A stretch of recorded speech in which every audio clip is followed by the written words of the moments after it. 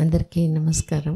ఇప్పుడు ఇక్కడ వచ్చి ప్రెగ్నెన్సీ వచ్చిన వాళ్ళు, డెలివరీ అయిన వాళ్ళు వాళ్ళ ఎక్స్పీరియన్స్ షేర్ చేస్తారు. మనకి హరిప్రియ హస్బెండ్ ప్రదీప్ వస్తున్నారు. అందరికీ నమస్కారం అండి. మా వైఫ్కి ఇప్పుడు 8th మంత్. మాకు పెళ్ళి జస్ట్ 2.5 year అవుతుంది. ఈ హాస్పిటల్కి డిసెంబర్ ఎండ్లో అలాగ వచ్చాం 2024. అప్పటికి 1.5 year అయ్యింది. కానీ అప్పటికే మా వైఫ్కి టెన్షన్. మనం హెల్దీగానే ఉన్నాం కదా, మంచి ఫుడ్ తింటున్నాం కదా, అయినా ఎందుకు ప్రెగ్నెంట్ అవ్వలేదు, నాకు ఏదన్నా లోపం ఉందా లేకపోతే అనారోగ్యం ఏదన్నా ఉందని హాస్పిటల్కి వెళ్ళాలి అని. నేను ఆఫీస్ టెన్షన్ ప్లస్ ఈ అమ్మాయిని రోజు మోటివేషన్ చేయడానికే నాకు టైం సరిపోయేది. డైలీ అంత టెన్షన్ తీసుకునేది ఆ అమ్మాయికి ఆఫీస్ టెన్షన్స్ ఇలా ఉండేదన్నమాట. డైలీ మోటివేషను అలా ఏం కాదు, చాలామంది 8 years 9 years కూడా ఇంకా అవ్వలేదు, మనకు 1.5 year కదా, దాంట్లో 1 year మనం దూరంగా ఉన్నాము, ½ year నుంచి కదా కలిసి ఉన్నాము అని చెప్పి అస్సలు మోటివేట్ అయ్యేదే కాదు. నన్ను హాస్పిటల్కి తీసుకెళ్ళు అని చెప్పి. మాకేంటంటే హాస్పిటల్ అంటే ట్యాబ్లెట్స్, ఇంజెక్షన్స్, ట్రీట్మెంట్స్, స్కానింగ్స్ అంతవరకే తెలుసు. అందువల్ల భయం మాకు హాస్పిటల్కి వెళ్ళడానికి. సరే అని చెప్పి ఒక హాస్పిటల్కి వెళ్ళాం. అక్కడ ట్రీట్మెంట్ చేసిన విధానం, ఒక్కరోజే వెళ్ళింది హాస్పిటల్కి కూడా, వాళ్ళు మమ్మల్ని రిసీవ్ చేసుకున్న విధానం కానీ ట్రీట్మెంట్ కానీ మాకు ఇంకా హాస్పిటల్కి వెళ్ళబుద్ధి కాలేదు. ఆ అమ్మాయిది వచ్చి తమిళనాడు సేలము, మాది వచ్చి ఇక్కడ నెల్లూరే. ఇంకా నేను మా ఊర్లోనే చూపించుకుంటాను, ఇక్కడ వద్దు అని చెప్పింది అనమాట. ఆ తర్వాత వాళ్ళ కొలీగు, అతను కూడా తమిళనాడు అతనే, వాళ్ళ వైఫ్కి ఇక్కడ హాస్పిటల్లో డెలివరీ అయ్యింది. సో అతను ఏంటంటే ఈ హాస్పిటల్ ఒకటి ఉంది, అక్కడికి వెళ్ళు అని చెప్పి సజెస్ట్ చేశారు. హాస్పిటల్ గురించి ఏం చెప్పలేదు, సజెస్ట్ చేశారు. సరే ఇక్కడికి వచ్చాం. వచ్చిన తర్వాత హాస్పిటల్ అంటే దీన్ని హాస్పిటల్ అని పిలవకూడదు. హాస్పిటల్ అంటే అప్పటిదాకా మేము ట్యాబ్లెట్స్, స్కానింగ్స్ ఇవి అనుకున్నాం. ఇక్కడ ఏంటంటే అవన్నీ సెకండరీ.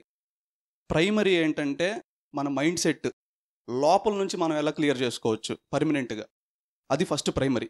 సెకండరీ దానికి సపోర్టివ్గా ఇంకా ఈ ట్యాబ్లెట్స్, ఇంజెక్షన్స్ అవి ఉంటాయి, అవి సెకండరీ. ఇక్కడ మాకైతే ఆ కాన్సెప్ట్ చాలా బాగా నచ్చింది.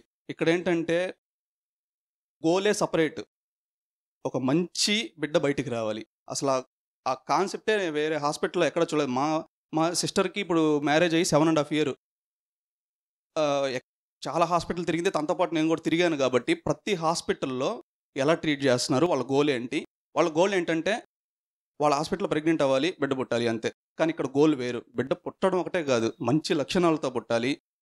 ఇంకోటి ఏంటంటే పుట్టిన తర్వాత ఆ మదర్కి ఈ మాత్రల వల్ల, ఇన్ని రోజులు వేసుకున్న ఇంజక్షన్ల వల్ల అట్లాంటి సైడ్ ఎఫెక్ట్స్ రాకుండా లోపల నుంచి క్లియర్ చేసుకొని ఒక మంచి మైండ్ సెట్, మంచి ఫుడ్, డైట్, ఎక్సర్సైజ్, మెడిటేషన్, ఇవి ప్రైమరీగా ఇచ్చి, సెకండరీగా సపోర్టివ్ ట్యాబ్లెట్స్.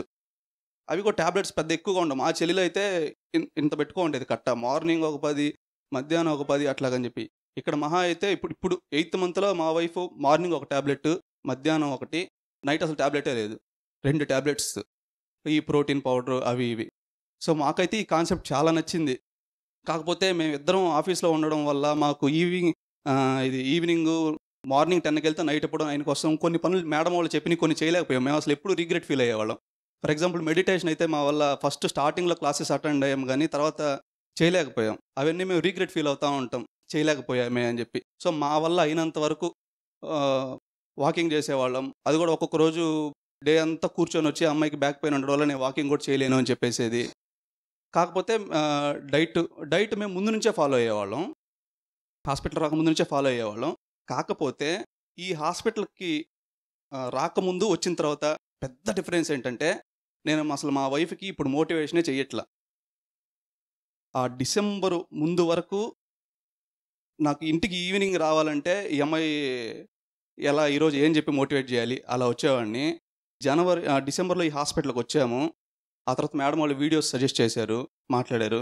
వీడియోస్ కూడా పెద్దగా చూడలేకపోయాం, మహా అయితే ఒక 5 వీడియోస్ చూసుంటాం. ఇంకోటి ఏంటంటే అమ్మాయికి తెలీదు, నేను చూసి ఒక్కొక్క లైను ఎక్స్ప్లెయిన్ చేస్తూ ఉండాలి తెలుగులో. అలా అమ్మాయి అర్థం చేసుకొని, ఆ అమ్మాయి ఎలా మారిపోయిందంటే 5 వీడియోలకి ఎలా మారిపోయిందంటే, ఓకే నాకు ప్రెగ్నెన్సీ వస్తుంది అంటే నాకు రాదులే, ఇంకా నాకు రాదేమో, నాలో ఏదో లోపం ఉందేమో, అలా మాట్లాడే అమ్మాయి 5 వీడియోలకి నాకు ప్రెగ్నెన్సీ వస్తుంది, నాకు హోప్ ఉంది, ఇప్పుడు నేను చూపించుకుంటాను, నేను ఇవి తింటాను, ఇవి చేస్తాను, అట్లా పాజిటివ్గా మారిపోయింది. అది నాకు ఆ అమ్మాయికి ఎంత అడ్వాంటేజో కానీ నాకు మాత్రం చాలా అడ్వాంటేజ్. నాకు రోజు మోటివేట్ చేయాల్సిన అవసరం లేదు. ఆ అమ్మాయి హ్యాపీగా ఉండడం వల్ల నేను హ్యాపీ. చాలా నచ్చిందనమాట ఈ హాస్పిటల్. కాకపోతే ఇప్పుడు ఆ అమ్మాయి 8th మంత్ ఎండ్‌లో వాళ్ళ ఊరికి వెళ్ళిపోతుంది.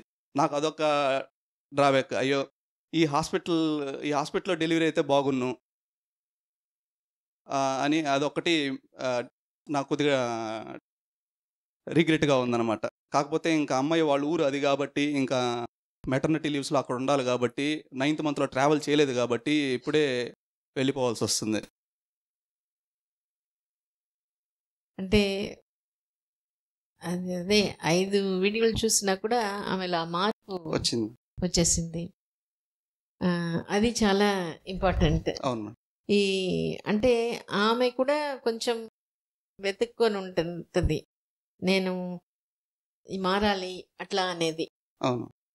అందువల్ల అటువంటిది వచ్చినప్పుడు ఆ డెసిషన్ తీసుకొని మార్పు వచ్చేసింది. ఆమెలో వచ్చే ప్రోగ్రెస్, ఆమెలో వచ్చే మార్పు, ఆ టెస్ట్లు చేసిన తర్వాత వచ్చే ఇంప్రూవ్మెంట్ని ఆమె ఒప్పుకున్న తర్వాత అందువల్లనే ఆమెకి ప్రెగ్నెన్సీ వచ్చి ఉంటుంది ఈజీగా. వచ్చిన ఎన్ని నెలలకు వచ్చింది ప్రెగ్నెన్సీ? మేడం మేము డిసెంబర్లో ఒక్కసారి వచ్చాము. మీరు ఆ తర్వాత 14 డేస్ 2 వీక్స్ తర్వాత రమ్మన్నారు. కానీ మేము 2 వీక్స్ తర్వాత రాలేకపోయాం. తర్వాత తమిళనాడులో చిన్న ఫెస్టివల్ ఉండి అక్కడికి వెళ్ళి మళ్ళీ తిరిగి వచ్చాము. అప్పటికి 1 మంత్ అయిపోయింది. మీరు 14 డేస్లో రమ్మన్నారు, 1 మంత్ అయిపోయింది. ఆ అమ్మాయికి పీరియడ్స్ టైము రాలేదన్నమాట. అప్పుడు హాస్పిటల్కి ఫోన్ చేసాం. అంటే సెకండ్ టైం కూడా రాలేదు. హాస్పిటల్కి ఫోన్ చేస్తే ఒక 5 డేస్ ఆగిరండి చూసుకోండి అని. కానీ అమ్మాయికి నేను 5 డేస్ ఆగలేను, నేను ఇప్పుడే టెస్ట్ చేసుకోవాలి. సో అక్కడ పాజిటివ్ వచ్చిందనమాట. అంటే 1 టైమే విజిట్ అయ్యాం హాస్పిటల్కి.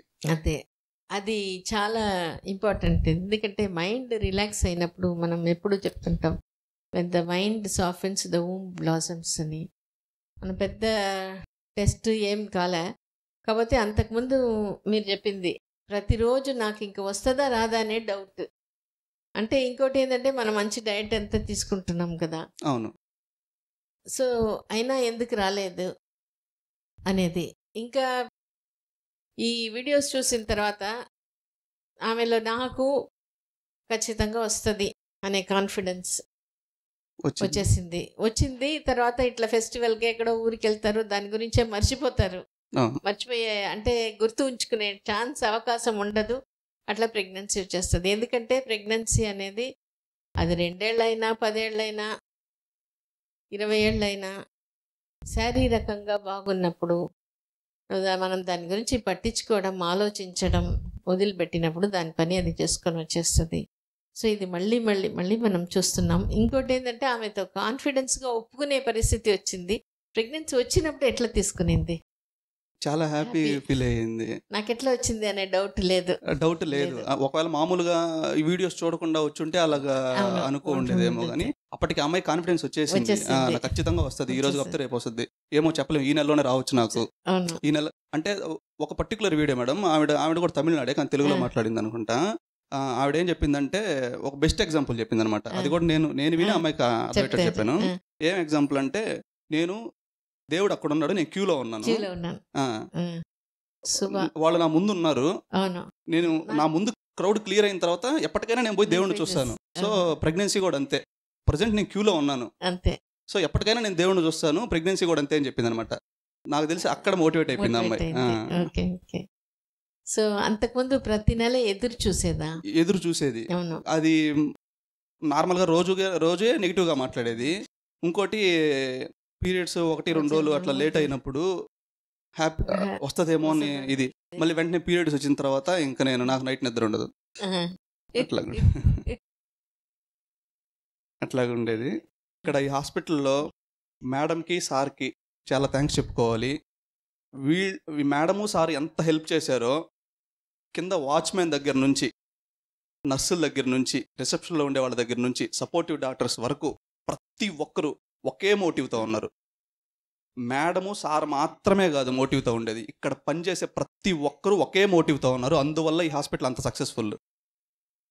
సరే ఎక్కడైనా మామూలుగా మేడము సారు ఉంటారు, మిగిలిన వాళ్ళు మామూలుగా పనిచేస్తారు, ఒక జాబ్ లాగా ట్రీట్ చేస్తారు. కానీ ఇక్కడున్న ప్రతి ఒక్కరూ ఒకే మోటివ్తో పనిచేస్తున్నారు. అది చాలా బాగా నచ్చింది మాకు. అది చాలా నేను మా చెల్లికి కూడా సజెస్ట్ చేశాను. ఇప్పుడు 7.5 years అయింది మ్యారేజ్ అయ్యి, చాలా హాస్పిటల్స్ తిరిగింది, చాలా ట్రీట్మెంట్స్ తీసుకుంది. ఇంకోటి ఏదో చేస్తారు కదా మేడం, ఐవీఎఫ్ కోసం, అది కూడా ఫెయిల్ అయ్యింది. వాళ్ళు మళ్ళీ డబ్బులు కట్టండి ఇంకోసారి చేస్తామన్నారు. అమ్మాయి విసిగిపోయింది, బాడీ అంతా లావ్ అయిపోయింది, ఇవి ట్రీట్మెంట్స్ వల్ల, ఇంజెక్షన్స్ వల్ల చెడిపోయింది. నేను ఈ హాస్పిటల్ సజెస్ట్ చేశా. ఇప్పుడు 2 monthsగా ఇక్కడికి వస్తున్నారు. ఓకే ఓకే కదా, ఓకే సంతోషం. అంటే డెలివరీ అయినా కూడా మీరు టాక్ టు బేబీ చేస్తున్నారా? ఈ టాక్ టు బేబీ అనేది చాలా యూస్ఫుల్. అసలు ఏంటంటే ఆ అమ్మాయికి కాళ్ళు వాపు కానీ, స్టమక్ టైట్గా ఉండడం కానీ, ఇవన్నీ ట్యాబ్లెట్స్ వేసుకున్న ఆ ఒక్క నిమిషం ఉండేది, మళ్ళీ టైట్నెస్ వచ్చేసేది అనమాట. టాక్ టు బేబీ ఇక్కడ మ్యాక్సిమం మా వైఫ్ చేసేది కాదు, నేను చేసేవాడిని కూర్చొని. ఎందుకంటే ఆ అమ్మాయి పెద్దగా మాట్లాడదు, నేను కూర్చొని మాట్లాడేవాడిని. అమ్మకి ఇట్లా టైట్గా ఉందంట, నువ్వు చూడు ఈ టాబ్లెట్లు వేసావంటే మళ్ళీ నువ్వు లోపల నువ్వే తినాల్సి వస్తుంది ఆ టాబ్లెట్. సో నువ్వు లోపల నుంచి నువ్వే క్లియర్ చేసుకోవాలి. అమ్మ బాగుంటే అమ్మ బాగా తింటుంది, అమ్మ బాగా తింటే నువ్వు తింటావు, అందరూ ఆరోగ్యంగా ఉండొచ్చు అని చెప్పి నేను చెప్పాను. పక్క రోజున టైట్నెస్ లేదు, టాబ్లెట్స్ ఆపేసాం. అబ్బా, అట్లనే డెలివరీ కూడా మీరు చెప్తూ ఉండండి, నువ్వు ఈజీగా సేఫ్గా నార్మల్ డెలివరీలో వచ్చేసాయి అని బేబీకి చెప్పేసేయండి. నువ్వు కష్టపడబాకు, అమ్మని కష్టపెట్టబాకు, ఇది 2 చెప్తూ ఉండండి, అక్కడైనా ఈజీగా అయిపోతుంది. అప్పటి నుంచి ఏదైనా కాంప్లికేషన్ ఉంటే మా వైఫ్ నన్ను పిలిచి నువ్వు చెప్పు అంటారు. నువ్వు చెప్తే వింటారు లోపల అని, తను చెప్పదు. అవును, ఎందుకంటే బేబీ మూవ్ అవుతుందా మీరు మాట్లాడినప్పుడు? మూవ్ అవుతుంది. సార్ మాట్లాడతారు. అందరికీ నమస్కారం. నమస్తే. అదే మీరు చెప్పిన దాంట్లో ఒక్క విషయమే చెప్పదలుచుకుంటున్నాను. మనం బాహ్య ప్రపంచంలో ఏం జరుగుతుందో మన లోపల జరిగేదానికి రిఫ్లెక్షన్.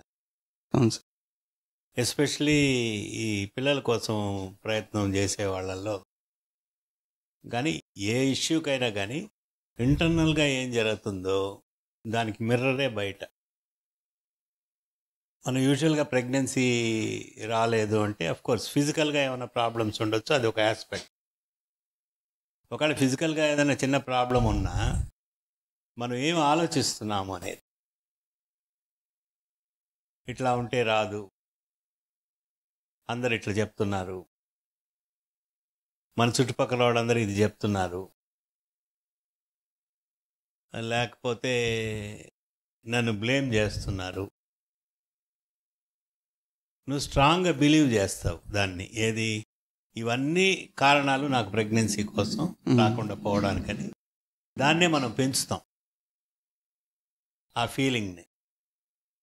ఇక్కడ మీరు మాట్లాడినప్పుడు ఒకటి చెప్పారు, ఇంటర్నల్గా ఆమెకి నాకు వచ్చేస్తుంది అనే ఫీలింగ్ వచ్చింది, కానీ ప్రెగ్నెన్సీ రాలే అప్పటికి.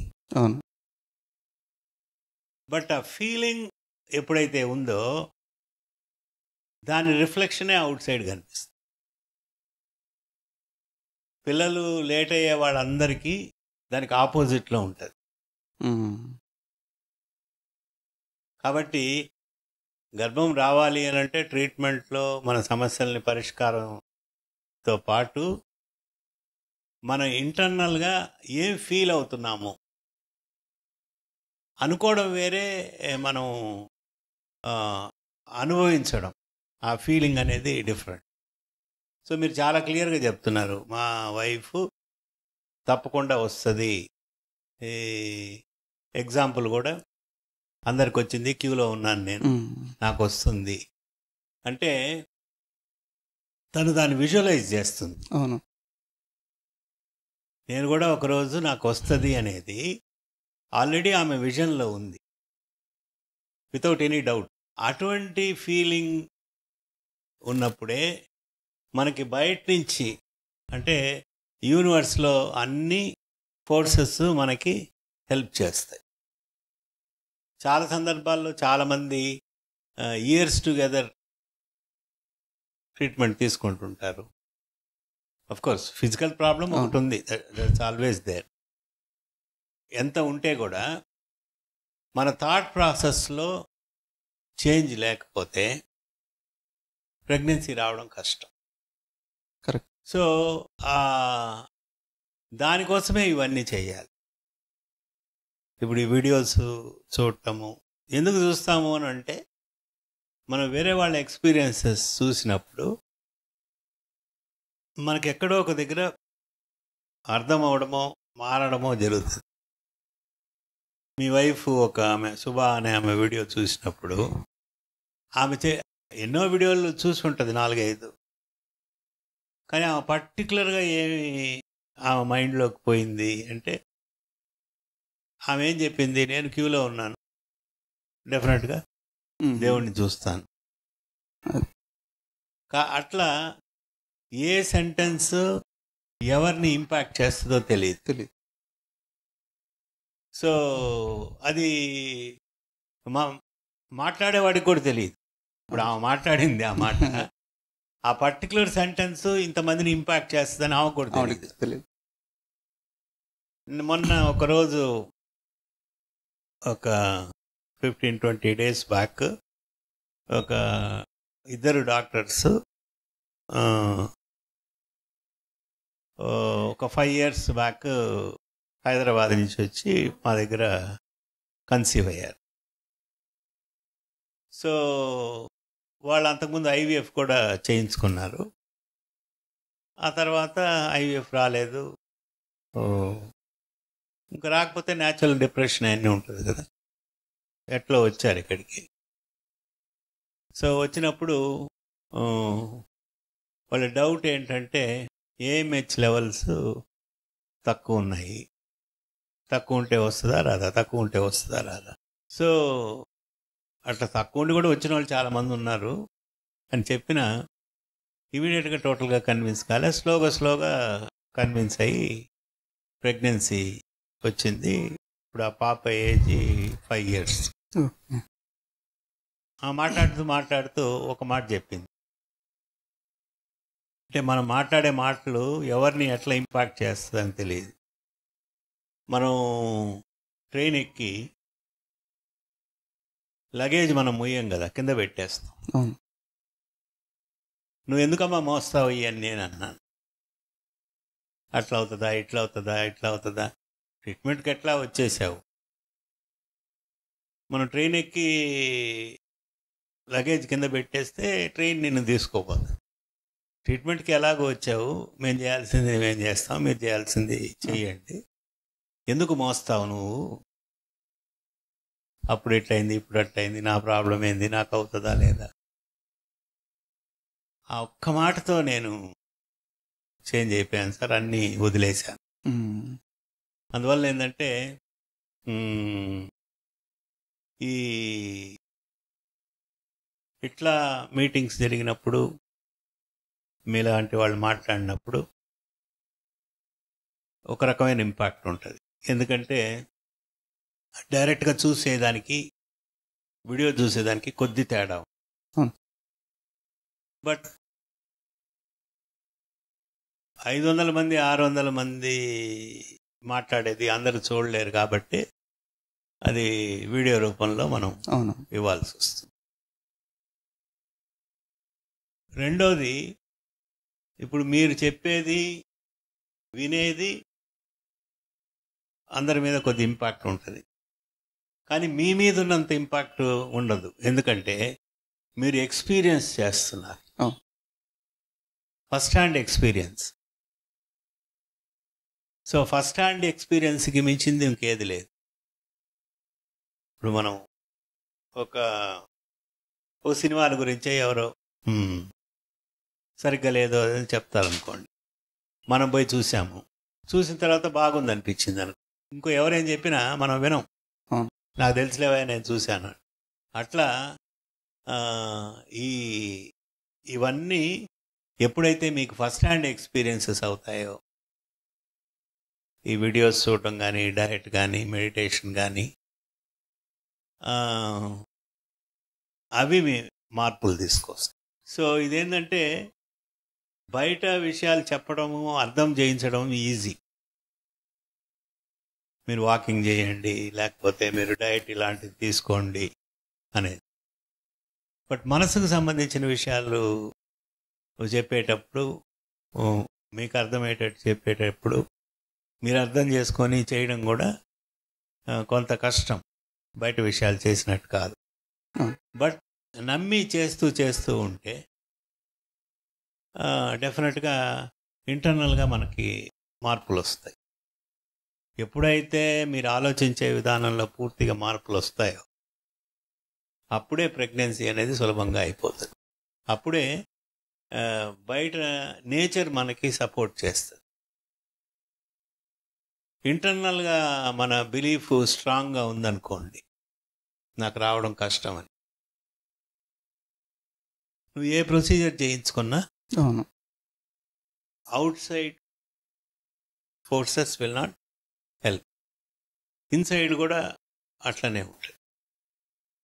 సో కాకపోతే ఇప్పుడు మీరు చెప్పారు చూడండి, what only we see will believe.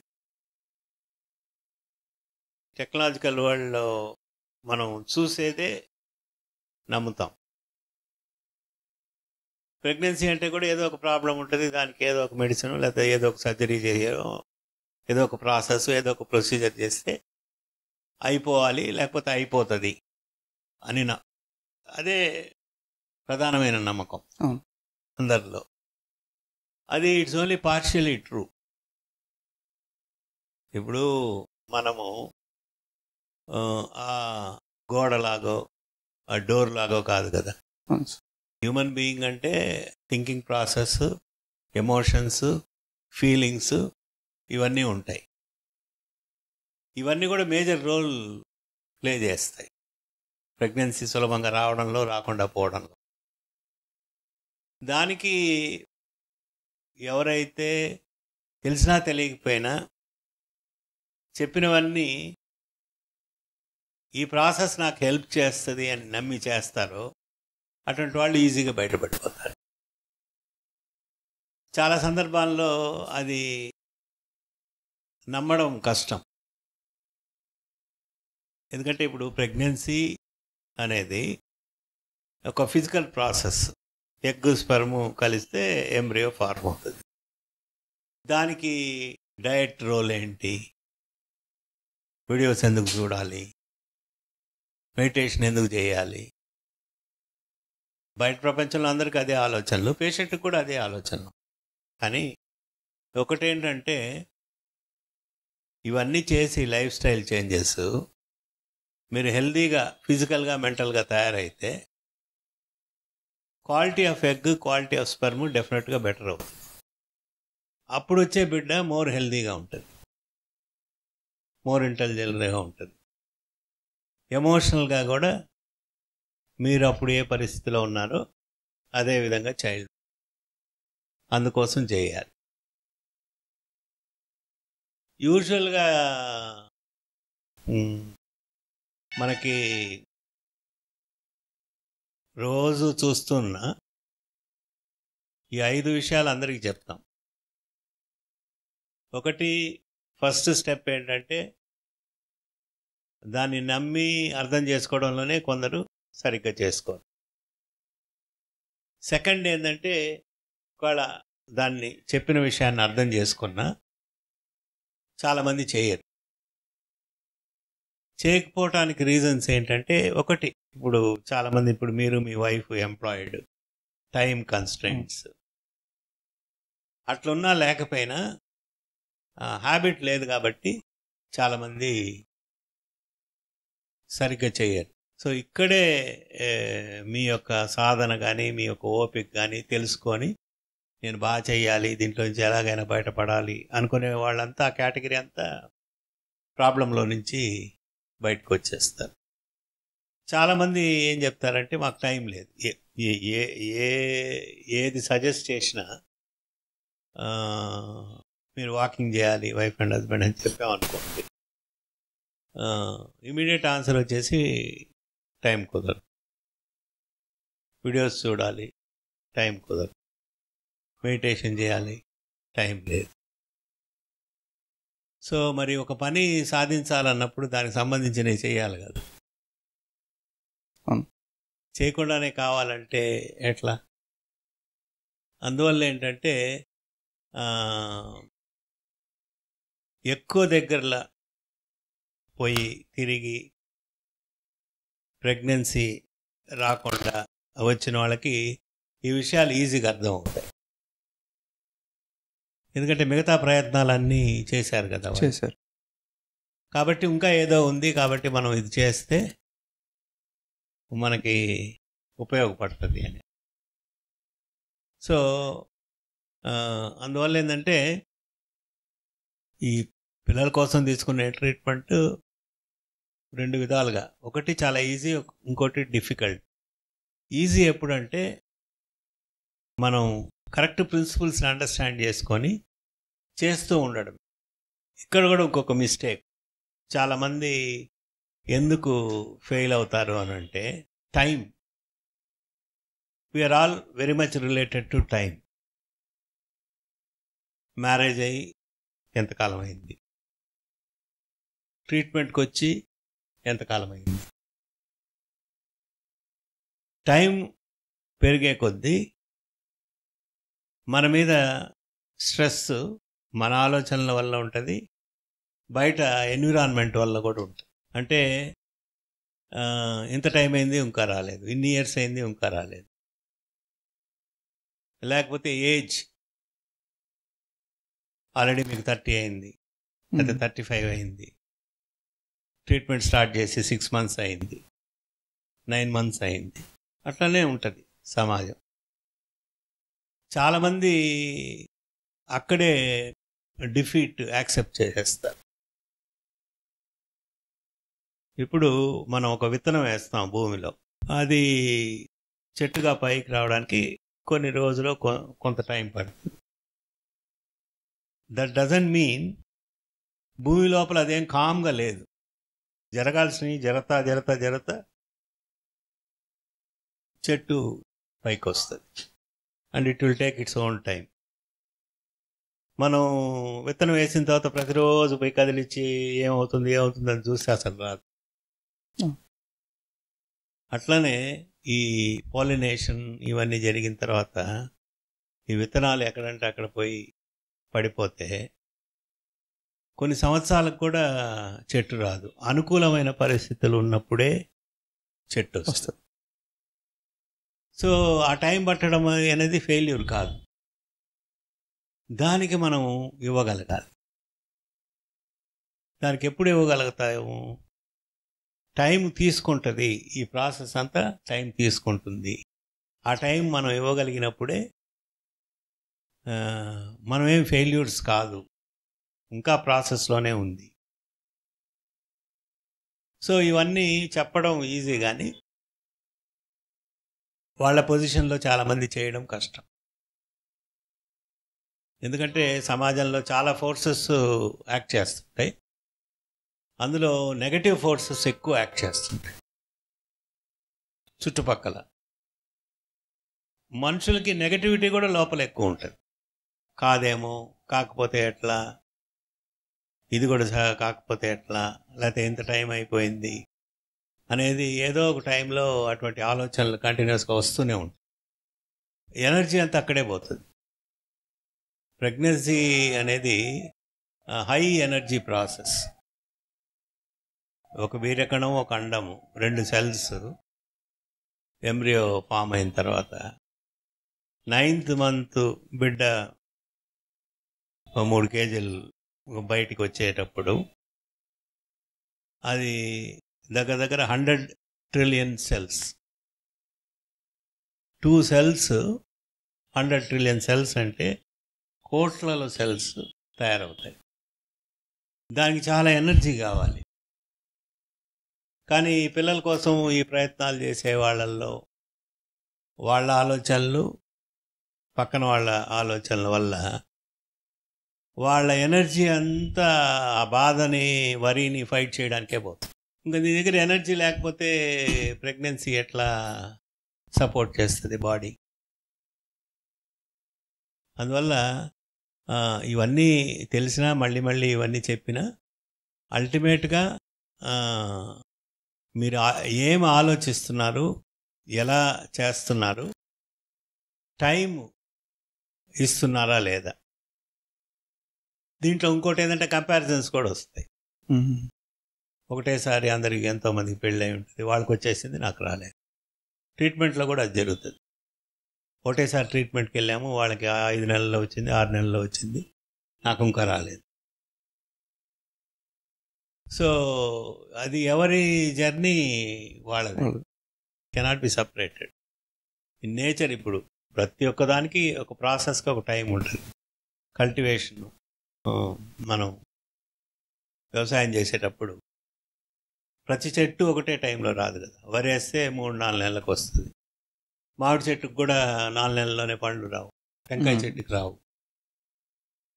Different plants different have they give yield at different times.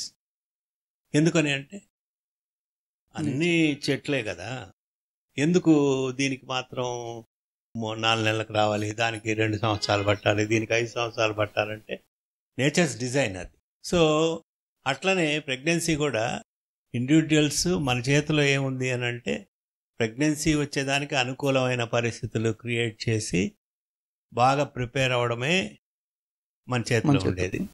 With a hope that it will happen, ఖచ్చితంగా అవుతుందని నమ్మకంతో చేయడమే. చేస్తూ ఉంటే ఎప్పుడో ఒకప్పుడైనా వస్తుంది. సో ఇవన్నీ ఎవరైతే అర్థం చేసుకొని ఫాలో అవుతారో అటువంటి వాళ్ళలో రిజల్ట్స్ బాగుంటాయి. Okay, all the best. Last ఇంకోటి చెప్తాను, ఎగ్జాంపుల్ అంటే మైండ్ సెట్ కోసం ఎగ్జాంపుల్. ఇప్పుడు సీతాకోక చిలుక ఉంటుంది, మనం పట్టుకోవాలని ఎంతో ట్రై చేస్తాం, దొరకదు. ఇట్లా పట్టుకుంటాం అట్లా పట్టుకుంటాం పరిగెడతాం, దాని వెనక దొరకదు. కానీ దాని గురించి మర్చిపోయి మనం అక్కడ నిలబడుకున్నామంటే అదే వచ్చి మన భుజం మీద వాళ్తుంది. ఇది కూడా అంతే, మన మైండ్ సెట్ అలా మార్చుకోవాలి. Thank you sir.